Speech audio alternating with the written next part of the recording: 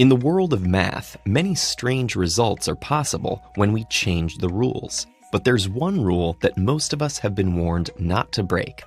Don't divide by zero. How can the simple combination of an everyday number and a basic operation cause such problems? Normally, dividing by smaller and smaller numbers gives you bigger and bigger answers. 10 divided by 2 is 5, by 1 is 10, by 1 millionth is 10 million, and so on. So it seems like if you divide by numbers that keep shrinking all the way down to zero, the answer will grow to the largest thing possible. Then isn't the answer to 10 divided by 0 actually infinity? That may sound plausible, but all we really know is that if we divide 10 by a number that tends towards 0, the answer tends towards infinity. And that's not the same thing as saying that 10 divided by 0 is equal to infinity. Why not?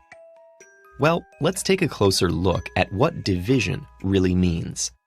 10 divided by 2 could mean how many times must we add 2 together to make 10, or 2 times what equals 10.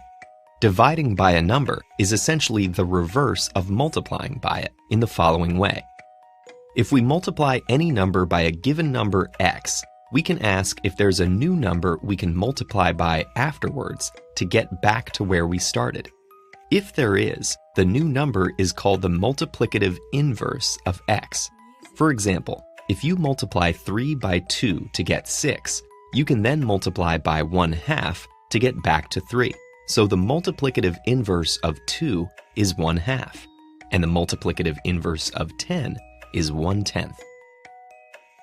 As you might notice, the product of any number and its multiplicative inverse is always 1. If we want to divide by 0, we need to find its multiplicative inverse, which should be 1 over 0.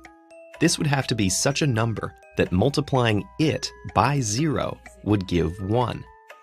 But because anything multiplied by 0 is still 0, such a number is impossible. So 0 has no multiplicative inverse. Does that really settle things, though? After all, mathematicians have broken rules before.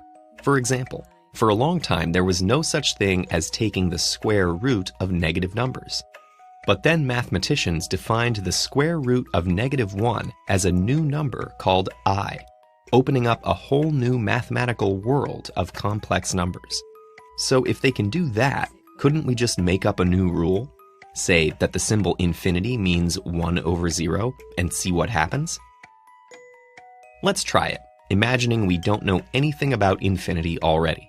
Based on the definition of a multiplicative inverse, 0 times infinity must be equal to 1.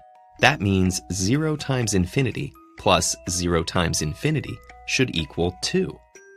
Now, by the distributive property, the left side of the equation can be rearranged to 0 plus 0 times infinity. And since 0 plus 0 is definitely 0, that reduces down to 0 times infinity. Unfortunately, we've already defined this as equal to 1, while the other side of the equation is still telling us it's equal to 2. So 1 equals 2. Oddly enough, that's not necessarily wrong. It's just not true in our normal world of numbers. There's still a way it could be mathematically valid if 1, 2, and every other number were equal to 0.